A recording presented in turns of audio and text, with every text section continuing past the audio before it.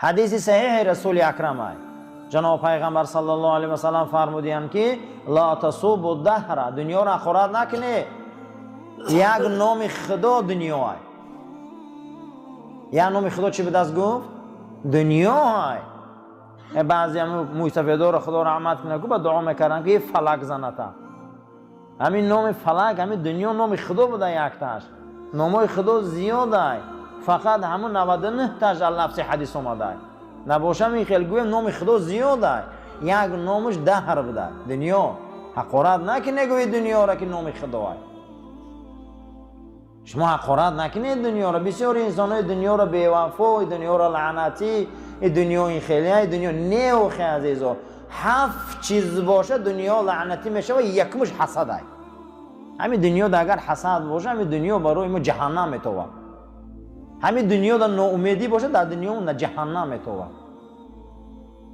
پیش حضرت عبدالله ابن عمر آمدن و گفتن که عبدالله فرزند عمر این چیتا لباس خوشروای در تنه تو، این چیتا محسی های خوشروای در پای تو، موکی های خوشروای، این چیتا سله فسان های در سر تو، این چی دنیا داری؟ اینقدر در دنیا شما مهر داده، این داده اون داده.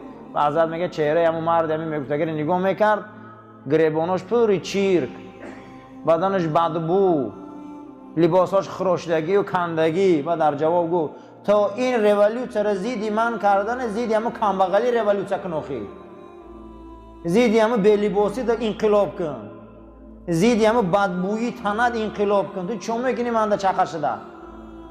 من چیزی هستم نیستم گفت هیچ محل چارچوبه شریعت نبرآمدم. لیکن حالی ترا میبینم من بسیار وهم و در ترسم که من آینده هم در او برام خوب نیست، آخرت خوب هم نداری به این فعلات. بعضی انسان همینه سرشان نمیشوه میبینه عالم چخه میشه،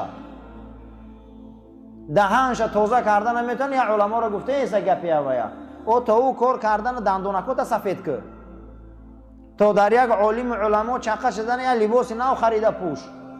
ابن عمر گفته است که تا زیدی من انقلاب کردن اما کمبغلی خودت انقلاب برای کمبغلی بیرون بروی.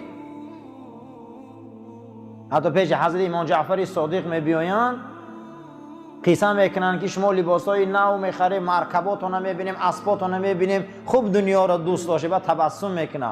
و حضرت که تو این گپا را گفتن رفته برای خودت یک حجت خانه خوب انداز. تو این گپا گفتن نگو رو هم حوالی تا گچکوری که دیوالات راست کن، یک سرای کن، یک باغ کن. تو چیکار داری در اسب ما تنه من؟ ما چیزیم نباشیم که ما نسل رسولیم. ای چارچوبه رسول گفتارش نبرآمدیم. و علما ماشین میگیره، خونه میکنه، در میکنه، ای چارچوبه شریعت بیرون نبرآمده باشه همش حلاله یوخی. ما باید زیدی کمبوتی خمون مبارزه بریم و زیدی کمبغلی ریولوسه کردن در کره. بدنا مونده فقیری ای، خونه مونده فقیری ای.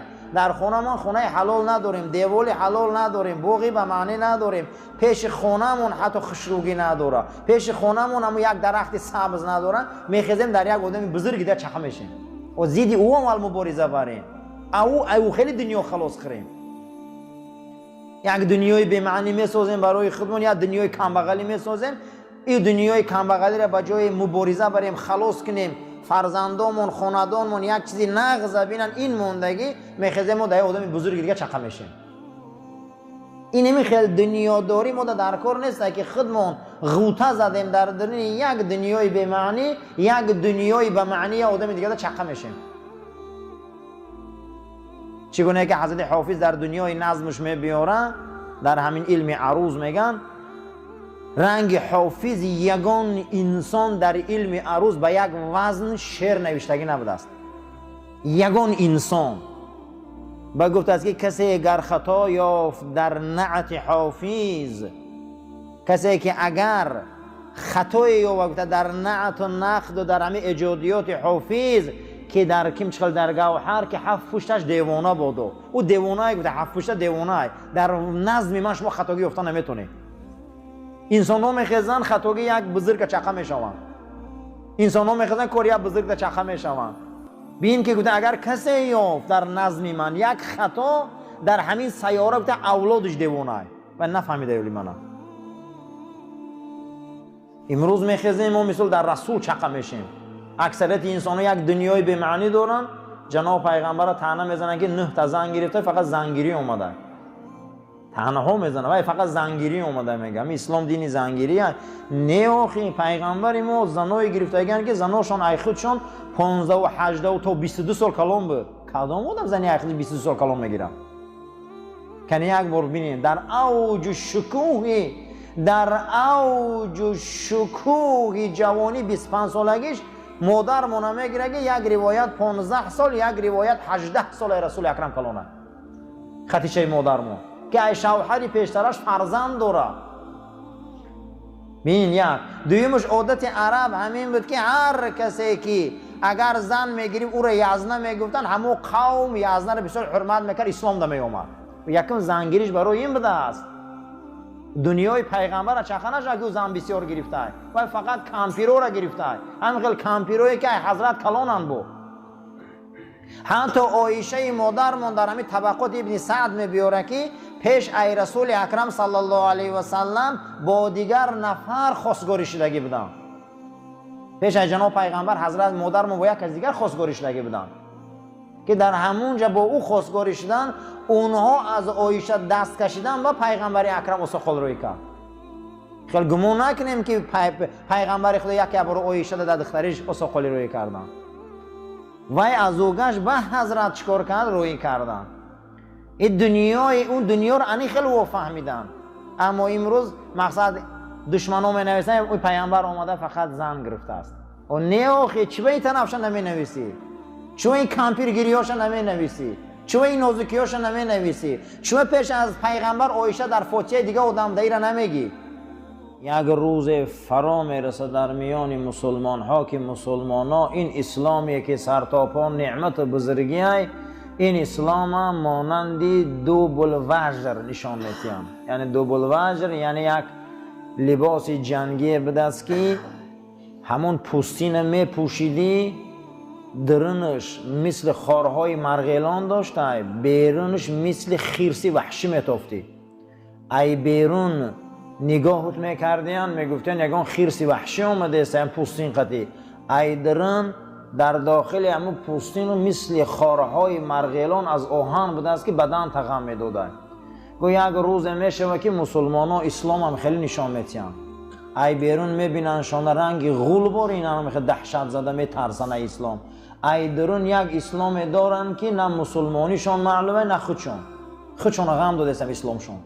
نمازخوانی نقض دارن و دیوسی خوب، روزگیری نقض دارن و عقیقه‌داری نقض، مسجد بیایی خوبه و زنداری برغلط، جمعه خانی نقض دارن و غیبت خوب. یگان تشه به یگان تش نبرده است که خفه نشوه گناه با. همین گناه ها برابر دیم ثواباشون کشیده برده استیان. گو یک روز میشه که اسلامی بزرگ مسلمان هم خیلی نمایش میتیان. ای بیرون میبینیشون گو یک نوع اسلام دارن میترسه مردم. ای درون گو یک اسلامی هست که خشون غم داده است. باور کننده از بسیار یک دوره حساس است. همه این باز میگرده و سوی اخلاق و تربیت. اخلاق و تربیت بسیار در اسلام چیزی مهمه. به حد اخلاق و تربیت چیزی مهمه که اخلاق و تربیت ضعیف شده است. یکی از بد اخلاقی که بزرگا در کتاباشون آوردگی بدن، ما گفتیم که این دنیا را دوست داریش در بحث همین بود که پیغمبر خدا صلی الله علیه و سلم فرموده بودند که سرچشمه و یا سربند تمام خطاگی‌ها دوست داری دنیا است. بعد از او و بحثای کلان کردیم که کدام دنیا را دوست داشتنش خطا است. صحابه حضور نبی کریم صلی الله علیه و سلم میبیایند، حضرت پیشنهاد میکنن صحابه که فرستاده خدا کار میکنم، زندگی من میگذرونم، پدر من اون میتیم، مادر من اون میتیم، کودکام کلان میکنم، همسایه من حرمت میکنم، دست یاری دراز میکنم، ای سر تا بگر تجارت میکنم، نمازام میخونم. همین دنیایی را که خطا میگن همین دنیا دا کرده استم چیکار کنم؟ همین دنیا هایی که حضرت در جواب گفتن که نه، اون چیزی که تو گفتی همش آخرت است. همش چی گفت؟ آخرت است. این چیزی که تو گفتی دنیا نیست. کدام دنیا؟ همون دنیایی که این همی کارو را همون محروم کنن. انمی دنیا را دوست داشتنش حرامه. حتی که لقمان حکیم فرزندش وصیت میکنه که ای بچه حکم، ای نازنین دوست روی حکم، ای دنیا هر چیزی که برای تو محتاجیت احتیاجات خدا داده همون را اگر نبرداری فردا در جانت ظلم کردی. خدا داده خود دنیا را. حتی که در آیه مبارکه قرآن گفتیم گفت پرسیدن ابن عباس که انه لدار المتقین، در شأن این حولی برای پرهیزکارای خدا میگه چی گفتنی حضرت؟ گفت که این حولی پرهیزکارا نامش دنیا های. دنیا را حولی چی گفته بدین؟ قرآن پرهیزکارا. پرهیز در کجا میکنه؟ تقوا را در کجا صاحب میشین؟ این نماز جمعه را در کجا خوندستین؟